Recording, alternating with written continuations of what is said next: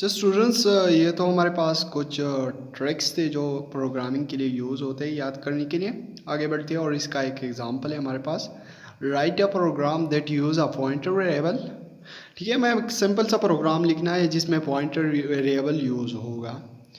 तो अपना D C plus plus open कर देते हैं और स्टार्ट कर देते हैं प्रोग्रामिंग को। अच्छा स्टूडेंट्स, तो हमारे पास डी सी प्लस प्लस का इंटरफेस सामने है। मैंने यहाँ पे कंट्रोल एन से एक न्यू लाइन ले लिया और मैंने यहाँ पे एक इंटीजर डिक्लेयर करना है जिसका नाम होगा वेर, और उसको मैंने इनिशियलाइज कर दिया यानी उसमें स्टोर कर दिया 20। उसके बाद मैंने एक पॉइंटर वेरिएबल डिक्लेयर किया आईफी, ठीक है, यानी इंटीजर वेरिएबल। उसके बाद मैंने आईफी को जो कि इक्वल टू कर दिया और उसमें स्टोर कर दिया मैंने वेरिएबल, और वेरिएबल को मैंने ऊपर 20, तो असल में मैंने जो कि पॉइंटर वेरिएबल में 20 स्टोर कर दिया। उसके बाद फिर मैं सी आउट लिखूँगा और सी आउट में मैं लिखूँगा वैल्यू ऑफ वेरिएबल वेरिएबल, ठीक है। और उसके बाद जो कि मैं यहाँ पे कॉलन लगा दूँगा। उसके बाद जो कि मैंने सिम कॉलन, उसके बाद मैं सी एन लिखूँगा, सॉरी सी एन नहीं बल्कि मैं यहाँ पे सी आउट लिखूँगा, ठीक है। और सी आउट लिख देने के बाद मैं यहाँ पे जो कि है वेयर लिखूँगा और वेयर के साथ इन लाइन, ये हमें वेरिएबल डिस्प्ले करेगा यानी 20 हमें डिस्प्ले कर देगा। उसके बाद जो कि मैं सी आउट लिख देता हूँ और सी आउट में लिख देता हूँ एड्रेस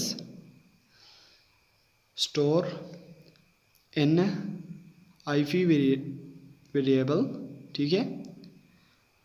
सॉरी स्पेलिंग मिस्टेक्स, यहाँ पे ए है तो, और इसके बाद कॉलन लगानी है। उसके बाद मैंने सेमी कॉलन लगा दिया। उसके बाद फिर से मैंने सी आउट लिखना है और जो कि मुझे आईफी लिखना है, स्टेरिक आईफी नहीं बल्कि आईफी मुझे लिखना है क्योंकि मुझे जो कि है अभी एड्रेस स्टोर करना है। तो एड्रेस स्टोरिंग के लिए हम आईफी लिखते हैं और वेरिएबल स्टोर करने के लिए हम जो कि हैं आईफी स्टेरिक लिखते हैं। तो यहाँ पे मैं फिर से सी आउट लेता हूँ और सी आउट में लिख देता हूँ द वैल्यू ऑफ आईफी, यानी जो पॉइंटर वेरिएबल है उसकी वैल्यू हमारे पास इसमें स्टोर होगी। तो यहाँ पे मैं वेरिएबल लिख देता हूँ यानी pointer variable, the value of pointer variable, और उसके बाद सेमी कॉलन, उसके बाद सी आउट। और मुझे अभी पॉइंटर वेरिएबल चाहिए तो मैं यहाँ पे आईफी जो कि है लिख दूँगा। अभी मैं इसको कंपाइल कर देता हूँ। तो कंपाइल कर देने के बाद जो कि है मैं इससे कंपाइल होने से पहले मैं इसको सेव करूँगा और सेव में जो कि इसको पॉइंटर के नेम से करता हूँ और इसको मैंने रन कर दिया। आप देख सकते हैं यहाँ पे हमारे पास जो कि है 20 आया। उसके बाद कुछ इस तरह से हमारे पास उसका एड्रेस पॉइंट हुआ यानी हमने एड्रेस निकाला, उसके बाद हमने पॉइंटर वेरिएबल लिया। आपको एक्सप्लेन करने के लिए मैं ताकि आपको वाज़ेह समझ आए और आपको वाज़ेह दिख जाए उसके लिए मैं एक और इन लाइन लगाऊंगा और फिर से मैं रन कर देता हूँ। आप देखेंगे कि आपको वाज़ेह नज़र आ रहा है। तो यहाँ पे हमारे पास 20 आया। उसके बाद जो कि उसका एड्रेस आया कि ये कहाँ पे स्टोर होता है, तो हमारे पास आपने देखा कि ये इस जगह पे स्टोर होता है जिसका वैल्यू ये है। और उसके बाद पॉइंटर वेरिएबल। आगे बढ़ते हैं और इसकी दूसरी एग्जांपल को देख लेते हैं कि हमारे पास इसका दूसरा एग्जांपल क्या है। अच्छा स्टूडेंट्स, तो यहाँ पर हमारे पास एग्जांपल है write a program to assigning two values to two integer variable a and b, assigning the memory address of variable a and b to point variable x, y respectively. Print out the memory address of a value of a variable a and b through their pointer value. हमें जो कि एक programme लिखना पड़ेगा जिसमें हम to integer variable लेंगे ए और बी, जिसको हम मेमोरी असाइन करेंगे, मेमोरी एड्रेस असाइन करेंगे। उसके बाद फिर जो कि है वही वेरिएबल ए एंड बी हम ऊपर से असाइन करेंगे एक्स एंड वाई को, और उसके बाद जो कि है ए एंड बी की मेमोरी लोकेशन हम ढूंढेंगे कि ए और बी हमारे पास मेमोरी में कहाँ पे स्टोर होते हैं। तो अपना D C plus plus open फिर से कर देते हैं और स्टार्ट कर देते हैं।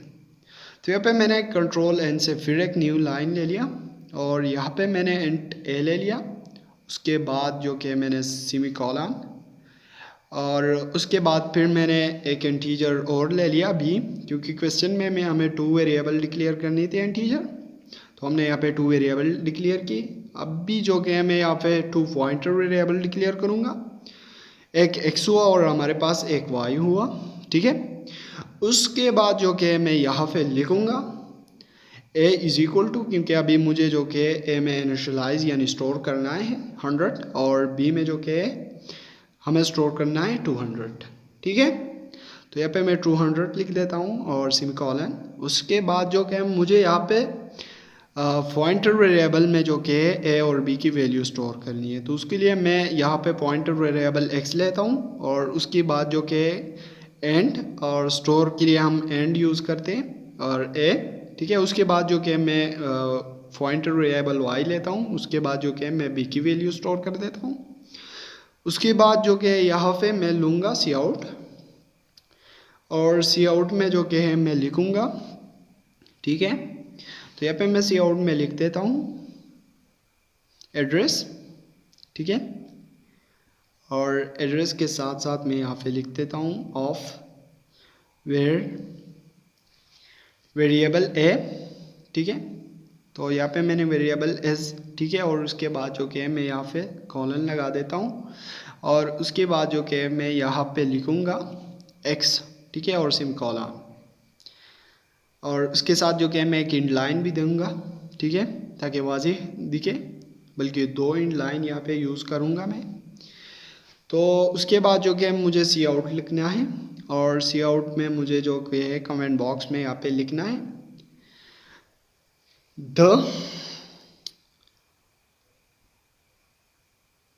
द वैल्यू ऑफ, ठीक है। तो यहाँ पे मैं लिख देता हूँ द वैल्यू ऑफ वेरिएबल, ठीक है, और वेरिएबल के साथ मैं यहाँ पे इस लिख देता हूँ। यार ये कमेंट्स है, आप अपनी मर्ज़ी से भी लिख सकते हैं, लाजमी नहीं है कि आप मेरी तरह ही कमेंट्स लिखें, तो आप अपनी मर्ज़ी से भी कुछ भी लिख सकते हैं, द नम या द ए वैल्यू, आप कुछ भी लिख सकते हैं, पर यहाँ पे मैं जैसे लिख रहा हूँ लाजमी नहीं है कि आप भी मेरी तरह लिखें। उसके बाद जो कि द वैल्यू ऑफ वेरिएबल में जो कि स्टेरिक एक्स से लूँगा, ठीक है। पॉइंटर वेरिएबल के लिए हम x यूज़ करते हैं, स्टेरिक x, और एड्रेस पॉइंट करने के लिए हम सादा x यूज़ करते हैं। उसके बाद जो कि मैं सी आउट लिखूँगा, और सी आउट लिख देने के बाद मैं फिर से लिखूँगा, ठीक है। तो यहाँ पे मैं ए लिख देता हूँ ताकि आपको अच्छी तरह से मीनिंगफुल हो और आपको भी समझ आए। तो यहाँ पे मैं ए लिख देता हूँ और नीचे भी ए लिख देता हूँ, ठीक है। और उसके बाद जो कि है मैं यहाँ पे लिख देता हूँ द एड्रेस ऑफ, ठीक है, ताकि आपको भी समझ आए और आपको पढ़ने में भी आसानी हो। तो यहाँ पे मैं लिख देता हूँ the address of variable B, ठीक है, इज़, और फिर जो कि है मैं कॉलन लगा दूँगा। उसके बाद जो कि मैं यहाँ पे फिर से सी आउट करूँगा, और सी आउट में मैं लिखूँगा वाई। उसके बाद जो कि मैं डबल इंड लाइन यूज़ करूँगा, तो मैं एक इंड लाइन लिख देता हूँ। उसके बाद जो कि मैं 2 यानी सेकंड नंबर इंड लाइन लिखता हूँ। इंड लाइन हमारे पास काम यही करता है कि हमें जो कि 2 लाइन नीचे ले जाता है, तो आपको फिर पढ़ने में जो कि आसानी होती है और आपको समझने में आसानी होती है, इसलिए मैं यूज़ करता हूँ। कमेंट्स बॉक्स में बताना कि आप भी इंड लाइन यूज़ करते हैं कि नहीं, ठीक है। उसके बाद मैं लिख देता हूँ सी आउट में द वैल्यू ऑफ, ठीक है, the value of variable B. मेरी टाइपिंग स्पीड थोड़ी स्लो है, तो इस वजह से बातें करने में आगे पीछे हो रहा हूँ, बट कोई प्रॉब्लम नहीं, ये भी समय के साथ साथ ही ठीक होगा। और यहाँ पे मैं फिर से सी आउट लिख देता हूँ, और सी आउट में जो कि मैं स्टेरिक वाई लिख देता हूँ, जो कि मैं पॉइंटर वेरिएबल की यूज़ करते हैं। उसके बाद मैं इन लाइन लेता हूँ और इसको कंपाइल कर देता हूँ। कंपाइल करने से पहले मैं इसको सेव कर देता हूँ। आप कोई भी नाम दे सकते हैं, यहाँ पे मैंने पॉइंटर 1 ले दिया, ठीक है, आप कोई भी नाम दे सकते हैं। तो यहाँ पे आप देख सकते हैं कि इसने पहले हमें जो कि है वैल्यू प्रिंट कर दी, उसके बाद जो कि हमें एड्रेस प्रिंट कर दी।